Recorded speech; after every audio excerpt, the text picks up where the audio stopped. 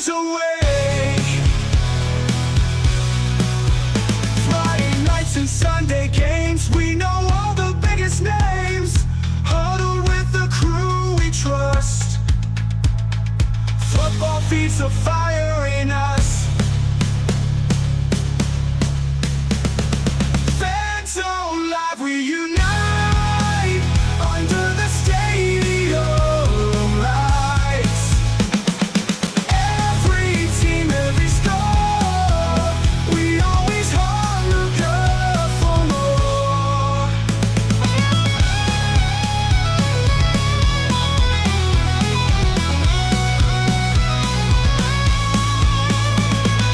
Friday nights and Sunday games, we know all the biggest names. Huddle with the crew we trust.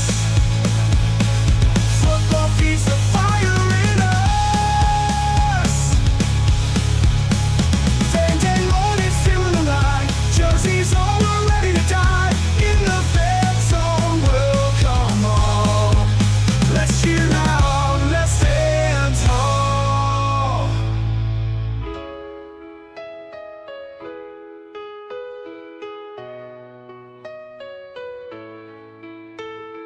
Back and forth, the stories fly. Who's the best? Fans can't lie. Touchdowns, tackles, we discuss. Feel the rush, come join us.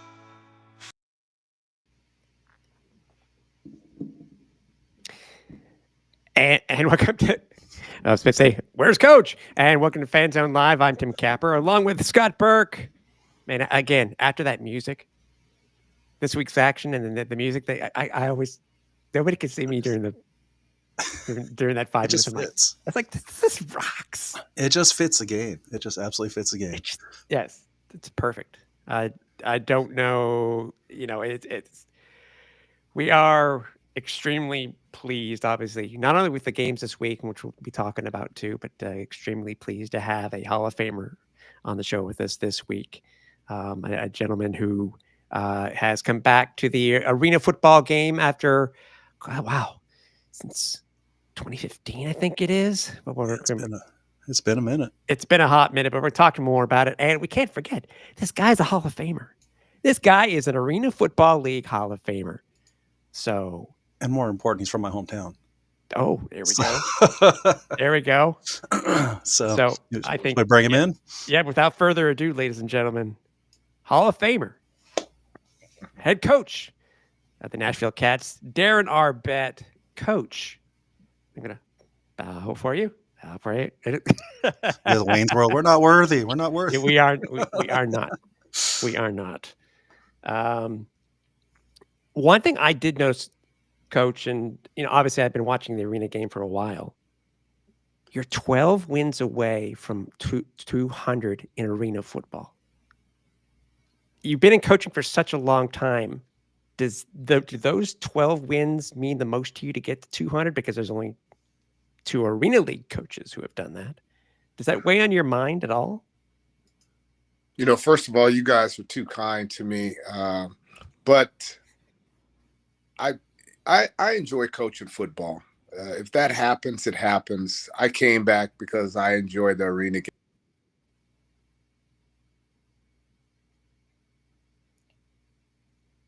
We have a little bit of lag going on there. Yep. Well, And had a great, I said I just coached the outdoor game after 2015. I really enjoyed that and got an opportunity to come back when Coach Fisher called me, and it's a great opportunity, and I'm excited about it. I can imagine. I kind of have to ask this question, Coach, and take it as you will, however it comes across. But so, where is that Arena Football League James Foster Trophy from 2015?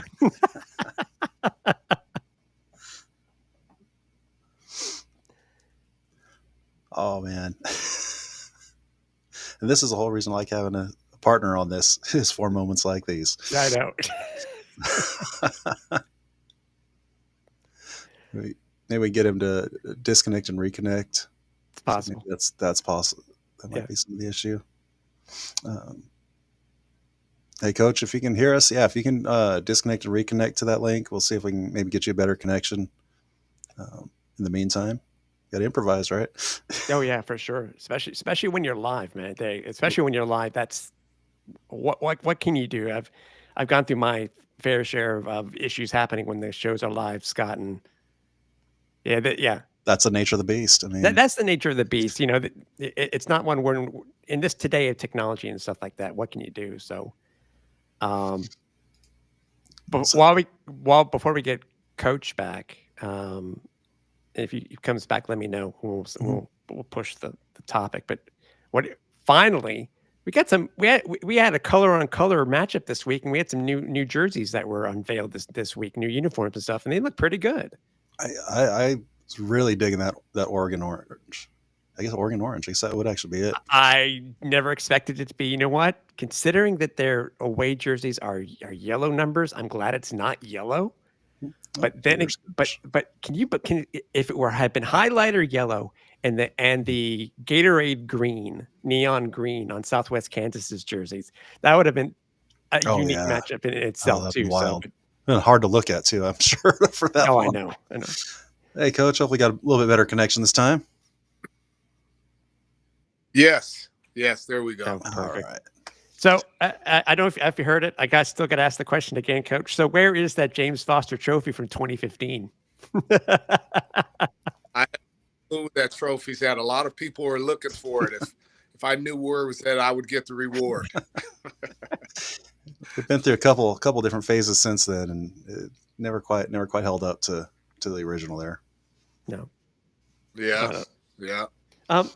I know. Obviously, we know you're back playing. You're now coaching again in arena football, Coach. But and we haven't talked to you in I think it's in quite a while. What are you going to always remember from your San Jose SaberCat days? Because as an example, Ari Wolf I think he actually mentioned you this past week on the national television broadcast. I know Eli Gold also mentioned you, obviously, because he did the Nashville Kats broadcast this week on Evergreen. But what are you going to remember the most from those days for being a head coach for San Jose? A lot of memories there. I was there a long time, from 95 to 2015. It was a great time. Raised my family there. The Fries were awesome to work for. We had a lot of success because there was a lot of great people in that organization. Just a lot of great memories. And you were obviously very successful in San Jose. You were coaching one of the franchises that players wanted to be on, players wanted to play for. Yeah, obviously they wanted to play for you and your coaching staff, and obviously you had a hell of an ownership group too at that time. Yeah, I was very fortunate. I had a lot of good people around me. When I got there at 95, there were some tremendous coaches there that had forgotten more football than I knew. I just got under their wing, learned a lot of football, but I was named the head coach, and the rest is history. It was just a great time. Sure. So sweet. You mentioned raising your family in San Jose. I gotta throw something like I brought up at the beginning of the show. Given that you're from Stockton, when they originally announced that Stockton was going to have a team this year, was there any itch to go back home and coach back in the old stomping grounds? I kind of knew that because I live in Arizona and I play golf 4 days a week. And Scott McKibben and we have lunch once a week, and we get out there and we hit some golf balls. So he was keeping me up what was going on. But Coach Fisher had already gave me a call, and we were in talks to make this happen here in Nashville. Honestly, I'd rather be in Nashville than Stockton too. So I don't blame you there. So. For sure. Coach, tell us about, obviously, you've had a hell of a time when it comes to getting ready for this 2025 season. Your week 0 game wasn't the original opponent. You didn't have an original opponent for week 0, but how hard has it been getting this team set up to be the team that you wanted it to be? Make sure that you have enough of a mix of the guys who've played arena and indoor football versus the guys who have some arena football experience and stuff like that. Coach Fisher touched on it, like you said, on a broadcast, and it we weren't supposed to play 0 week, so he gives me a call. I want to say it was on Monday. Hey, can you be here Wednesday and get the players here? I want you to play 0 week. Okay. So I was able to get here that Thursday, call some players. They started making their way here. Had some technical difficulties, let's say. We were able to have a few walkthroughs. We were going to play Corpus Christi on a Monday. I want to say on that Wednesday, he comes to me and says, hey, I can't remember what he played on Friday or Saturday. All these days are running together. But he came to me and said, hey, we're not going to play Corpus Christi on Monday, but we're going to play Southwest Kansas, and we're going to leave Thursday or Friday, whatever day, the day before we're going to get there. I thought he was playing. He was serious. So you had a day and a half to prep and get ready for Southwest Kansas. Obviously, I didn't do a very good job that game, and they played well. They have a great quarterback. They have a great coach. I like their team, and we showed up, and we didn't do so well. But then we had a couple of weeks to get ready to play Albany. I thought the guys showed up, and they played hard. They did what they had to do. I made some mistakes to not help the football team, but it was a close contest, and we're excited about playing Oregon this Friday. As I said, if anybody looks at your roster from week 0 to what it was last week, I mean, you've been able to, as I said, bring in some guys that have a little bit, just more than just a little bit of arena football experience. I mean, former AFL Rookie of the Year, Antoine Grant's been brought in. You also brought in a guy who I know personally from him playing up here in Montreal. You brought in Rakeem Cato, who played very well, not only in CFL, but has also made a name for himself in arena football. What was it that made you, why did you think that you needed to make these changes when you did from week 0 until this past week versus Albany?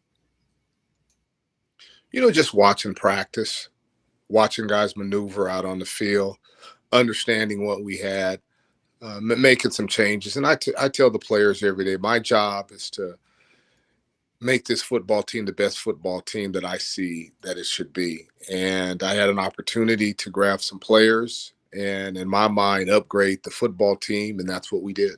Oh, and it showed. I mean, this game was a knockdown drag-out all the way to the end. Totally night and day difference. Yeah, Albany's a good football team. It's gonna be one of those nights. He's the standard. Mm-hmm. Had an opportunity to play against the standard. I thought the guys played well for 2.5 quarters, and we got to get better that quarter and a half and have an opportunity against those guys. What are the challenges for you now with AF1 versus your days in the AFL? I mean, is it just a matter of, because back in the day, obviously in the AFL, everybody, the league was promoting itself as the place where the best indoor players were to be. When you look at if you can compare the two leagues, if that's possible, what are the differences that you see as a coach in the AF1 versus as a coach that you were in the AFL?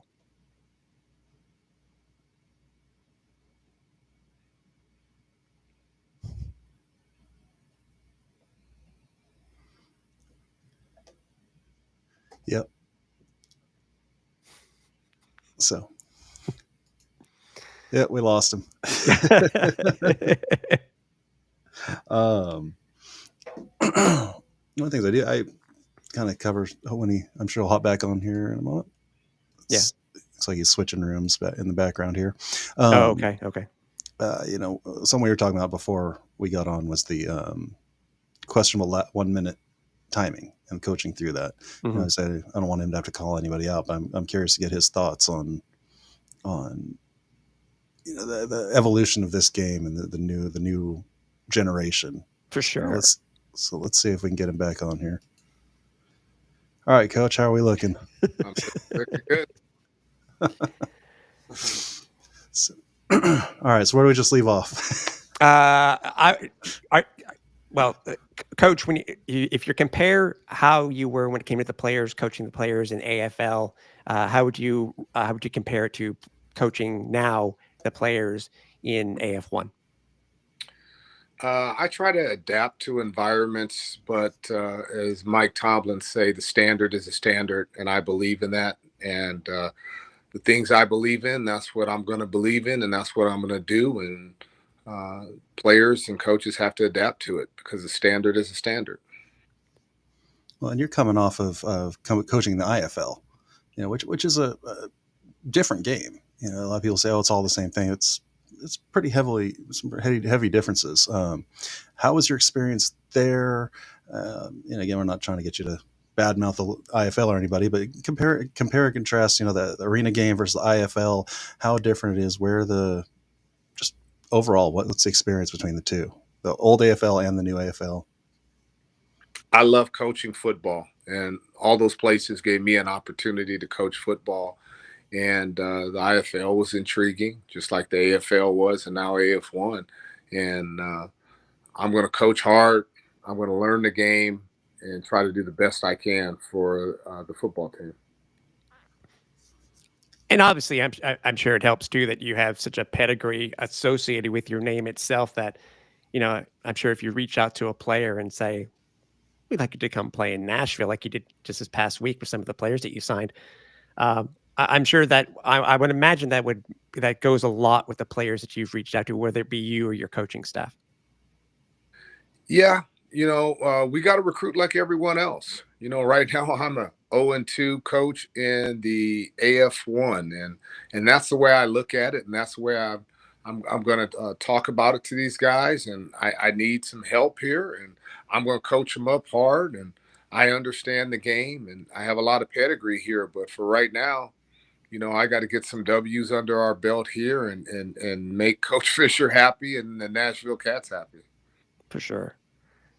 And you only have, was it 10 games this season on your schedule? Or was it 11? I think it's 10. Hopefully it's 13. There you go. That's the right way to think about it. I wouldn't expect any other answer from Coach Arbet. I really wouldn't. Right. So one of the things we were just talking about, Tim and I were just talking about, was the this new generation of arena football. It seems like there is a struggle at times, maybe to fully grasp how to handle like the 1 minute warning or different differences in quarterback play. We talked a lot about that last week with our guest about shotgun versus under center. Are you seeing that there's a true transition? Do you think the old style will ultimately win out? What are you seeing with this new AF1, this new generation of coaches, and how the game is currently being played?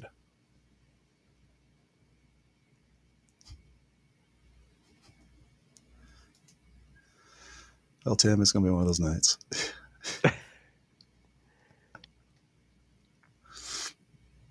What we'll probably do is get Coach to answer his question, and then if he needs to, if he needs a drop, we're good. Yeah. So I'll answer that. So these young coaches, I think they're doing a good job. They're working hard. It's tough for me to judge anyway. I have 30 years in this thing, and I've been in a lot of arena football games. I think I've seen almost every situation that can occur in an arena football game. So I think the young coaches, I have a lot of respect for them. I said, Damon Ware is the standard, he and Coach Walker, and I have to win some games, and I got my work cut out for me. Yeah, for sure. And as you said, it's just a matter about as every coach does, try to go 1-0 each week.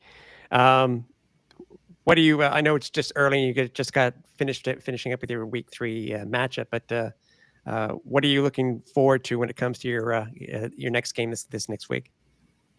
Oregon's a good opponent. They beat Southwest Kansas last night on a Hail Mary. They're a scrappy team. They're a tough football team. Got a great coaching staff. I gotta have these guys ready to play. If we don't, it's not going to be good. So respect them a lot. Watched them last night. I was impressed with what Chuck Jones does a good job getting his guys ready. And that really was just a lightning, pardon the pun, lightning play at the end of that game. Just that's what you want to see out of arena football. That kind of excitement, that kind of shootout. That it was everything you want. Like I said, on the flip side, is kind of what I was referring to. Man, you had that ball. You should have been able to run out that clock at the minute left, and it just didn't quite happen. Yeah. Yeah. Like I said, I'm 0-2 right now. I can't. I need to worry about getting it ready to play and see if I can do the right things during the game. Yeah, for sure. Coach, obviously, we, despite the hiccups tonight with the internet and stuff like that, we really appreciate your time. Obviously, we're rooting for you to get to that 200 win mark in your arena football career, to get you up there with the great name of Tim Markham, obviously. And I haven't met you personally, Coach, with all the years that I've been watching the game, but I can say is that you've made you're one hell of a coach, and you have made a huge impression on many of the old school fans, the new fans now, and we wish you nothing but the best, obviously. Oh, thanks for having me on. This was great. Love having you back in the game for sure.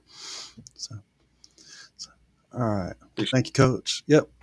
We'll let him go for now. And all right, Tim, thank you, Coach. All right, thanks. All right. So this week. Yeah, this week, I got a lot of first things started off. I mean, as I've said before, I've been impressed with the week-to-week improvement on the game production. The surprise this week, I think everybody was surprised too, of having the GOAT, broadcast GOAT Eli Gold doing the play-by-play for the Nashville Albany game, was just absolutely amazing. Anybody who goes back as far as I do, and I think you do too, as far as early as the NBC days, just seeing Eli do a game, TNN, NBC, whatever it may be, it was just great having him do that play-by-play, and it was just hearing him great on the call. Obviously, if you're an Alabama fan, you remember him from a long time, broadcaster for the Alabama Crimson Tide and stuff like that. So it was just great seeing him there. The new additions to what they did, it seems to be, I don't know if it's going to be on a weekly thing, but in Nashville, they use the same graphics package as they did for the national broadcast on Vice. Nice. And I will admit, I was going back and forth with somebody. It was like, last week, a certain place didn't have the Slack nets.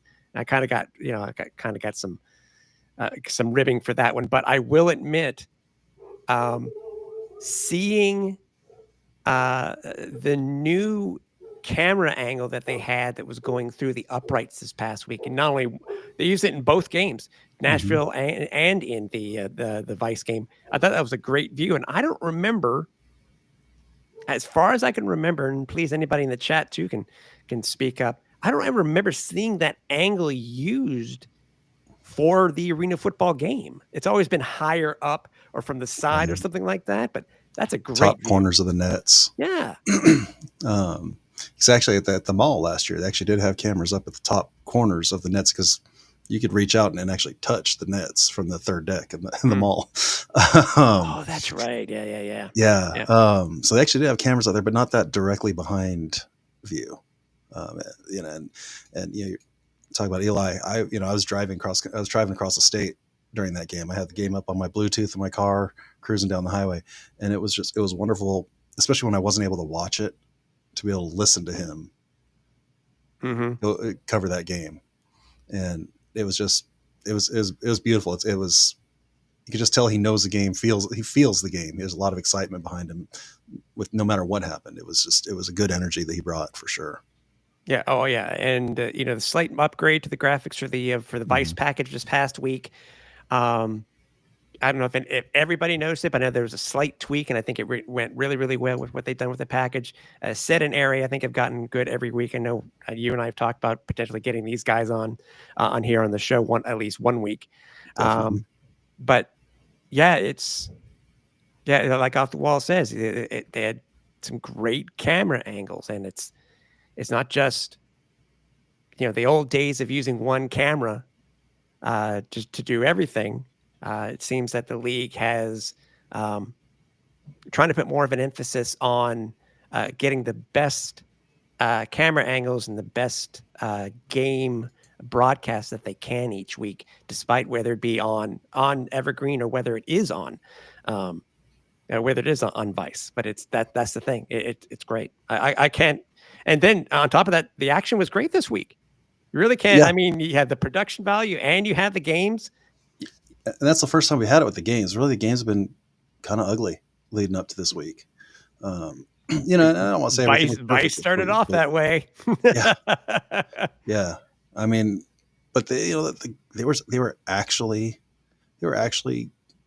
good games this week. I mean, you're looking at the 51-37 it was what the biggest gap this week, 51-37 with Salina and Corpus, and Salina was in that game all the way to the end. I mean, they kept fighting. There was a chance they could have pulled that out.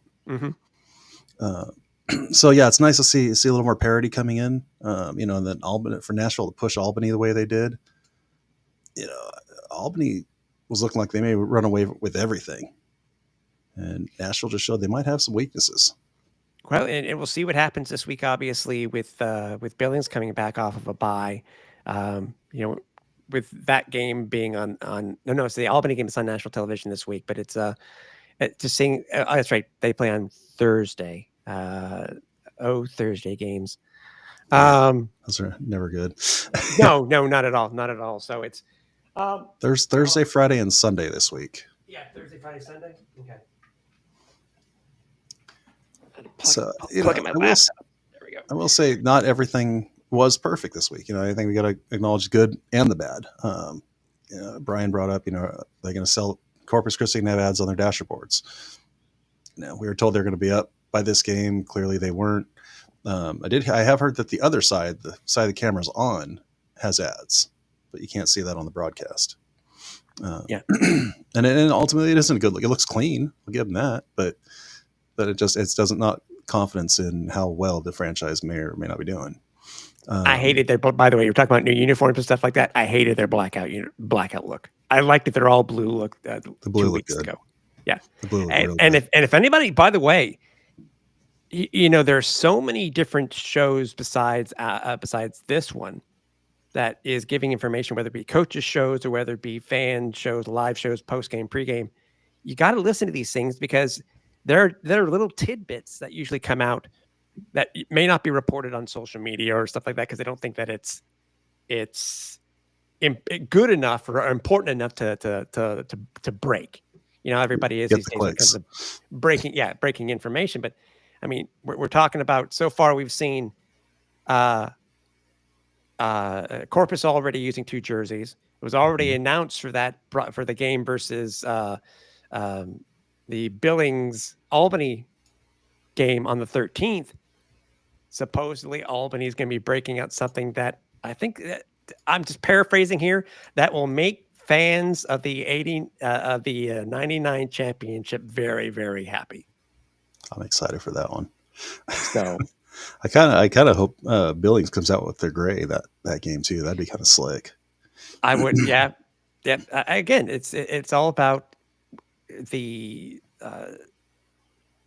uniform provider, and I think it's just a matter of one team needs, hopefully, Washington, please, for this week game specifically. Hopefully there will be something. And how is it for Billings right now? They're going into week 4 and only having one game under their belt right now. Like, that's brutal. Well, and no home game until week 6. Mm-hmm. That's a tough schedule for them for sure. Like, everybody else is, had seen a lot of, live play, full speed. I mean, I think they've got Washington pretty well, but they're still gonna have to adjust. Only having one for game, sure. a couple weeks off. They're gonna have to knock off some rust. If Washington can jump out on them quick, maybe that gets real interesting. Yeah, and we're talking, by the way, we're talking about the games too. It's like I've talked with a few people on and off the record, and they're like, they're just hoping for a good game for Vice. The Vice game, as it was we were talking about before, didn't start off that well.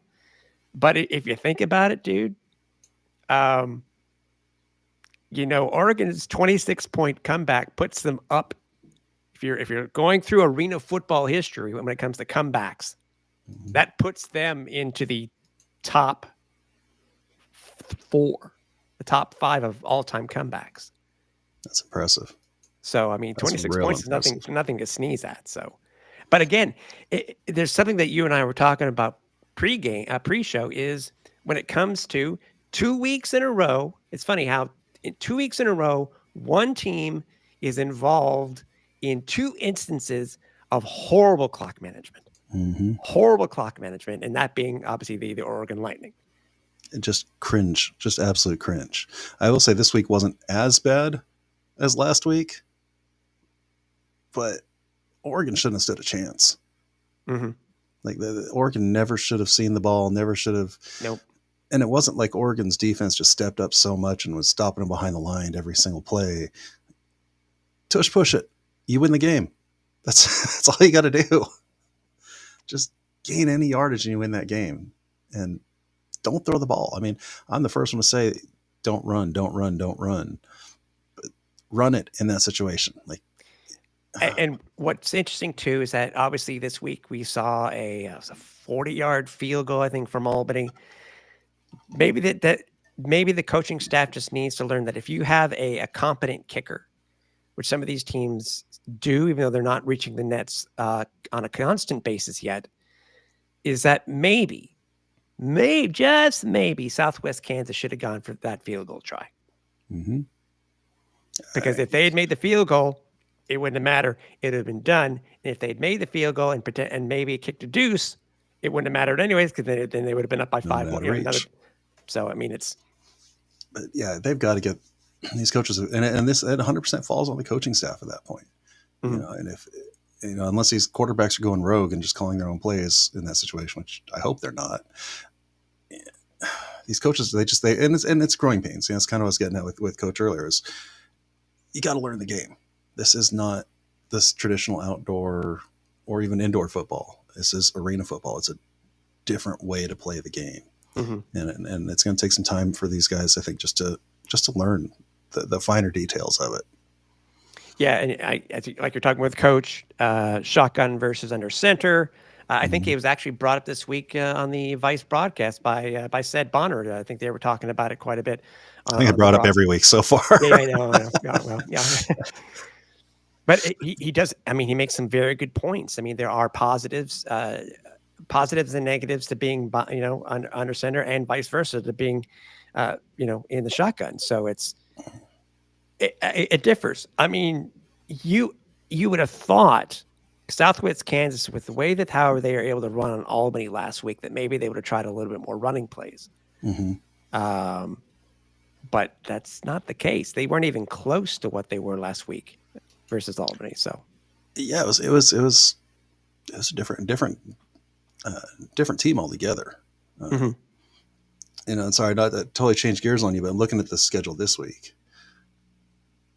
That Sunday game doesn't sound like it's going to be all that exciting, Albany at Salina. But it didn't sound like it was going to be all that exciting in the playoffs last year either. And Salina pushed them hard. Almost beat them to the Arena Bowl last year. I think it just goes to show, especially what happened this week with that last-second win by Oregon, is that anything can happen in this game. And that's the beauty of That's why we watch. Football. Yeah. That's why we're here. Yeah. I mean, we finally had a couple. It's funny. The Vice game, we had a couple of bar balls finally. They didn't really cause that much chaos, but we had bar balls.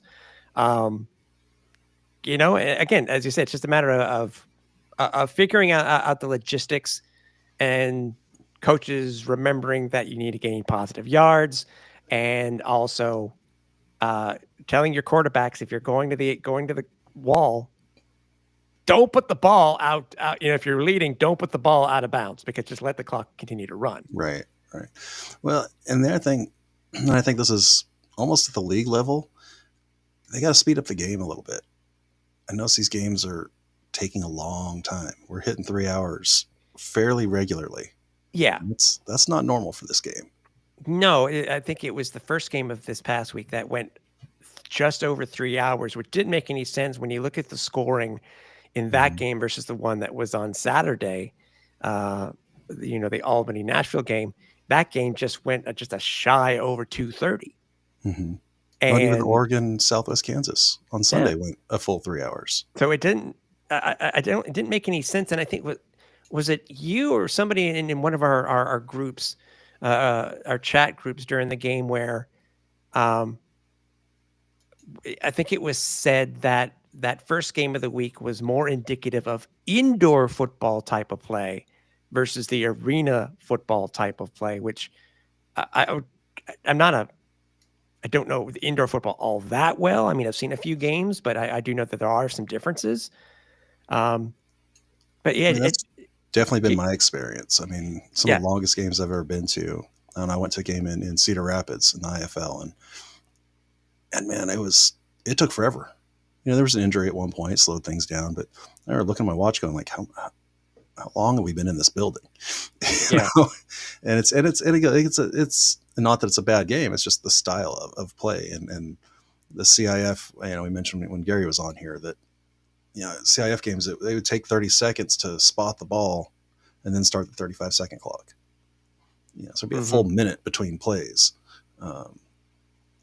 It's I don't know. It's hard to watch those slower games. Yeah, and we haven't had that many, so it's not a really a big negative, obviously, but from what we keep an eye on and be aware of. Yeah, and then from what we've seen, it always seems that Gary Compton, who was actually, I think he had most of the executive actually in Nashville this past week, most of AF1 HQ there, except for Jerry Kurz. He was at the Vice game, but they're there to make some corrections, and hopefully there'll be some modifications in how things are done with the refs and stuff like that. And it's a combination of the refs and the gameplay. As Steven says here in chat, he says the games will speed up once the refs get more familiar with the league rules. I agree with that, but I also think it's also the teams themselves also, because again, go back and watch the first game of this past week. Watch it versus the Albany Nashville game, and it's like night and day.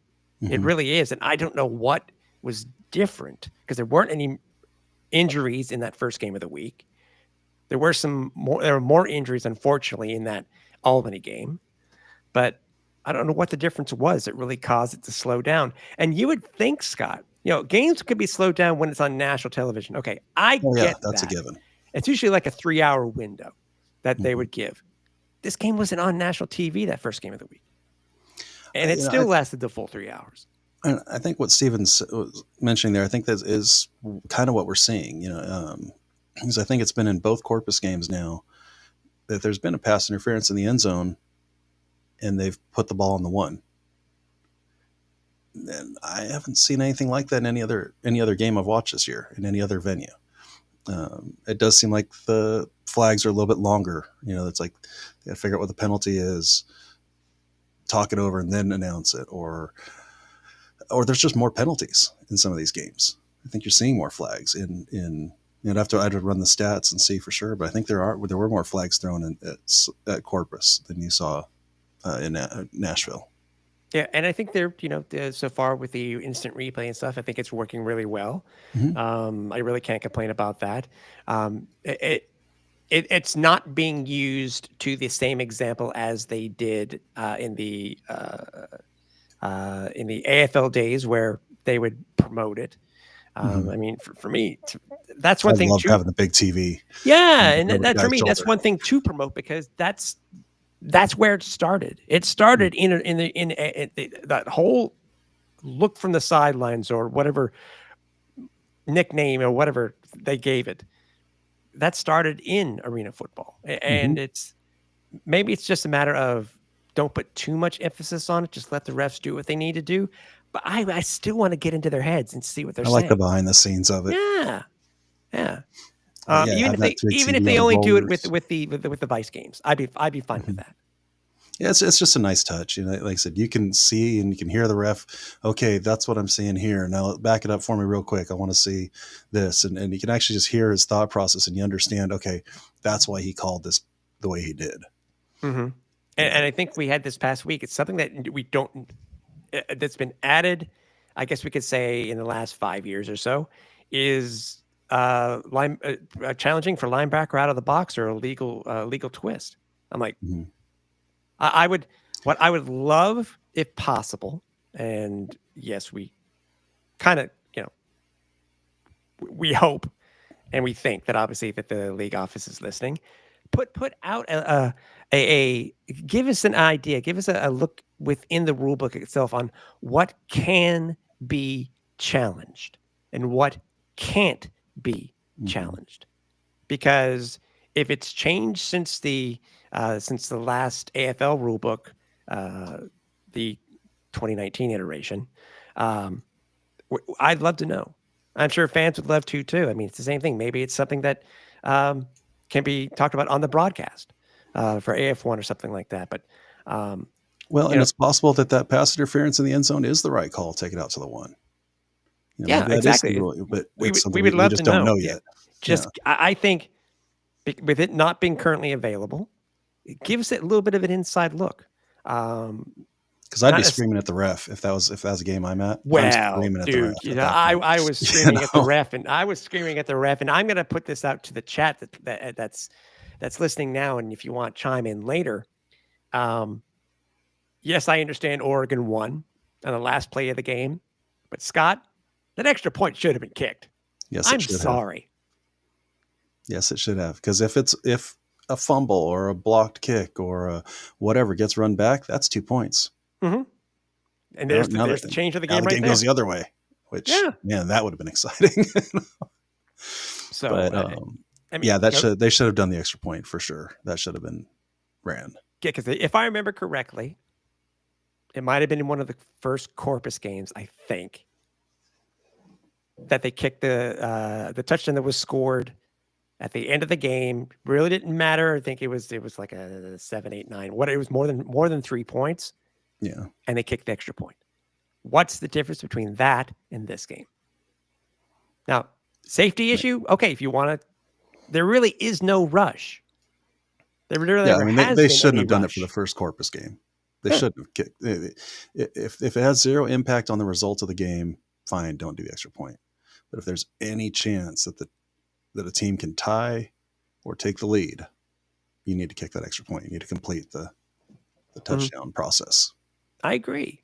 And a good rule, a good thing about it in the last rule book that I looked at, which was the 2018 AFL, 2019 AFL rule book. Sorry, 2018, because I didn't want to include with the 30-second timing rules. Oh yeah, Was God, that was it says bad. I'm so glad that's not a thing anymore. it's a tiebreaker, and with having the weird way that the schedules that the divisions are broken up this year, tiebreaker could easily be an issue Mhm. at the very end if a team's going to make the playoffs or not. Just This kick falls. the extra I point. don't think it will be given the unbalanced schedules this year. It- 10, 11, 12 It games, but may it's make more of a possible. difference though when you think. As I said, just the reason you brought up because of the unbalanced schedule. That could be a huge tiebreaker head-to-head points. So, but both teams have to play the same amount of games to begin with. I think that's where you get the. I'm sure trick. right now they are looking at the possibilities of what would the tiebreakers be based on if the playoffs started today type of thing, that whole scenario. Which is wild. If the playoffs started today, Salina and Nashville aren't in. Well, well, if they started today. this is. I think I think they're already thinking about it. This isn't the days where, unfortunately, if old school AFLers will remember that the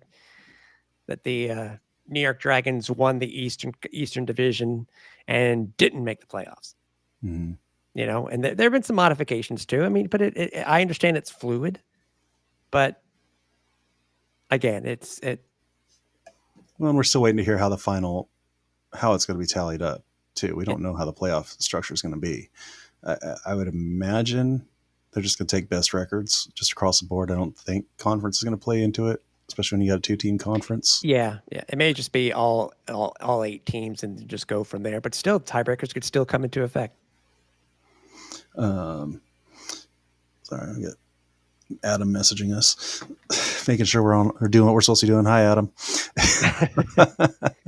Come on, Adam. Come on, Adam. You're actually, Adam, you're welcome to join if you like. Yep. We've got the link.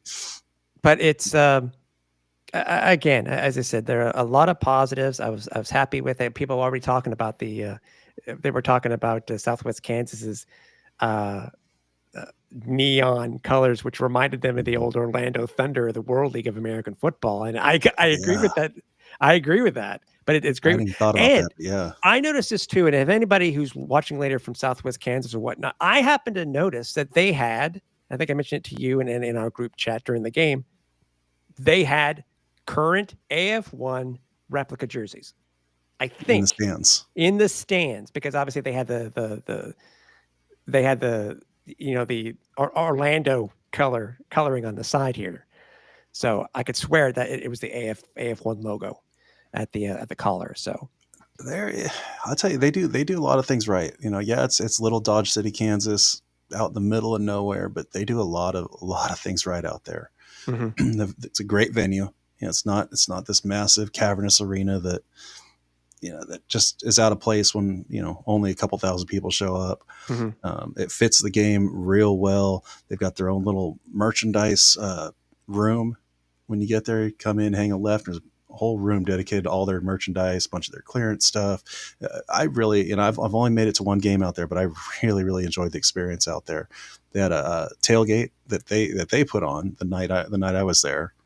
And fans just come up, get a burger or a dog or whatever, and they do a lot of things right in Southwest Kansas. I'm excited to see the future for them for sure. Yeah, and I think they'll probably. I'm sure Steve Titles will have everything ready for Billings' first home game. Obviously, they got the new turf, and as we talked about before, which jerseys are they going to wear for their opener, or which uniforms are they going to wear for their opener? So it's things have progressed. Obviously, week 3 this year versus week 3 last year, it's above and beyond. Totally, it's night and day. It's just a matter of continuing with the games themselves and getting to the end of the season and getting into the playoffs and getting to whatever the AF1 championship game is going to be called, and what the trophy is going to look like. So we'll see. I mean, it's just a matter from there. And by the way, we're speaking of merch and stuff like that, and I can't speak for.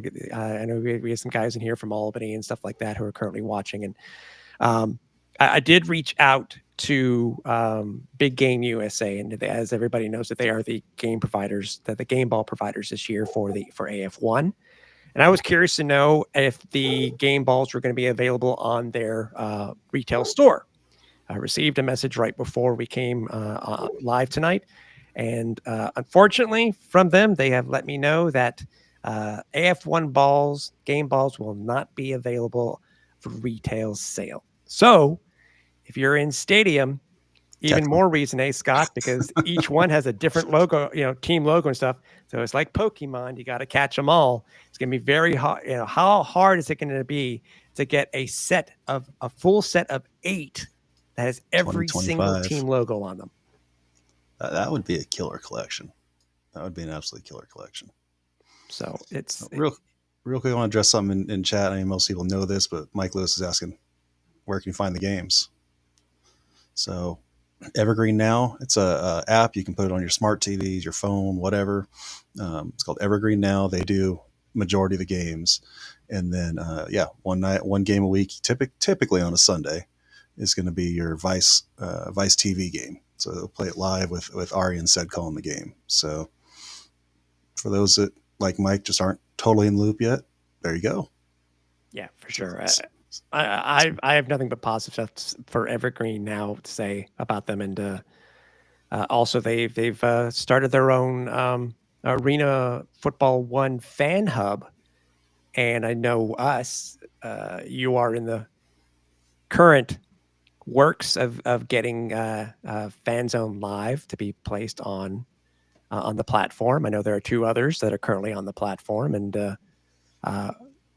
this wouldn't have happened. I'm sorry, obviously technology has changed, Scott, but this wouldn't have happened in the old AFL days with as much stuff that they started to do and stuff like that. You wouldn't have seen something like this, and having these hubs for all these different shows it's just a better way of promoting the league and the fans that follow and love the league and love to watch the league. So, and and it just and it's just so open, and it's something that I don't know that anybody can do, and it's really kind of a neat opportunity to be able to get something like this, potentially put on their website. Firebirds Weekly, which when we end here, I'm going to send everybody off to the Firebirds Weekly because they're going to start here soon after we're done. They've got their show up there already. Off the Wall's got their watch along series that I was able to join for an episode. Awesome. I mean, it's a cool platform. The quality's great. It's been really impressive so far. Yeah, exactly. And if you get more stuff up there, by all means. I mean, content. Yeah, you got to go through the process, obviously, of doing what Evergreen now. It's not like it could be a fly by night thing. They do vet you, so I mean, it's just a matter of stay tuned. If you are one of the other fan podcasts or live streams within the AF1, make sure you do reach out and fill out the documents and try to get more shows up onto their fan hub. So Mike's setting us up with questions. We see those in chat. Best player in the league. Who is it right now? I know we're only a couple games in. It's tough. I mean, I think until you dethrone Darius, this kind of has to default. Well, the problem is the thing with Darius is that Darius Prince, while yes, he is a GOAT, I don't know if he really has the quarterback that is using him properly in Corpus. I mean, if Sam Castronova were his quarterback, or if their DP was in Albany, I think that would be the case. It'd be nothing, no question, hands down, the DP is the GOAT. He is still up there, obviously, but I think it's just a matter of using him properly. I think he only has 1 touchdown currently on the year, if I remember correctly, but correct if I'm wrong. I was going to say the one that stood out to me of being used differently and more effectively is D. Washington. He's already seen so much more production this year in Southwest Kansas than he did in Salina last year. It's just coaching. That's all it really is coaching and the different type of game that they're running. And as we've seen from year to year, from 24 to 25, these head coaches in what was essentially indoor football cities, Scott, they've changed their type of coaching. And it just goes to show that if they are able to make the modifications in Billings, because they did bring in some guys with arena experience, they could adapt, just like Coach Arbet said today. It's about adapting. Yep. So Chris just brought up an interesting idea. That would be a game changer. Corpus has to sign Arvell. That would be wild. They've got a good bone. They got good bones in Corpus. I think anybody would like to have Arvell. I mean, everybody remembers what Arvell did. I honestly think right now too, with bringing in Rakeem Cato was a stroke of genius by Coach Arbet. I really do. It's because he has of the pedigree that he has in indoor football and arena football. They turned into contenders overnight. They did, and we still got to see what happens with some of these teams that may have picked up some of these former Orlando players. So, Coach is saying he's 0-2, but he's a very different 0-2 than how Salina's been so far at 0-2. Okay, thanks, Adam, for correcting it. So DP has 3. That's 3 touchdowns. So, Yeah. So I mean, he's still producing, and that's just it. Like I said, until you dethrone him, I think you got to call him the best. But there's been some good showing with some of these other guys this year. You know, it's still too early to tell, but I think it's consistency. I think it really is consistency because I mean, you know, I will admit last night's game was a little sloppy at times, but it was a good game in the end. Even though you had less points, you had very few points scored in the second half. Right. I think it was a great game nonetheless on Vice. But again, I think it's just a matter of we'll give some of these teams 2 weeks unofficially to be, you know, to get over their what we'll call their preseason. I mean, look at what Nashville was able to do. right. So I think it's just a matter of we'll see how these teams come off the bye. How will Washington do coming off the bye? How will Billings do coming off the bye? How will Salina do? You know, I mean, it's just getting better and taking advantage of the guys that are out there. So it's adapting, as I was saying before. So I was just looking at the Sunday games coming up, and this week is Albany at Salina. I think from what we've seen out of both those teams, I think we know where that direction that's headed. But after Oregon, you never know, dude. And anything's possible. This is arena football. I mean, you go back to Dolzell and, you know, losing in the first round of the playoffs, the team was supposed to be unbeatable. You know, like anything is possible. But the next 2 Sundays after that, and I hadn't looked that closely at schedule. Oh, you haven't? Yeah. No. Billings at Albany, then Albany at Billings. Yeah. Back-to-back weeks. Yeah. Man, that's going to be like appointment viewing. Absolute appointment viewing. Yeah, and again, we'll see what's going to happen. Is that the Thursday game this week is Billings at Washington. Then Friday it's going to be Oregon at Nashville. That'll be interesting. Yeah, and Sunday will be Albany traveling out to play Salina on the Vice Sports Game of the Week. I will be there. So got to make my 2.5, 3 hour trip. It's about that time of year, right? So yeah, I mean, it's a good slate of games. Like I said, I don't want to get too far ahead, but man, there's some good games coming up too. Yeah.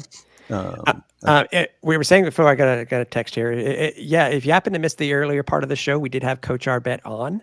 You can always go back and watch the show on archive, especially with it being on YouTube. You also have it on.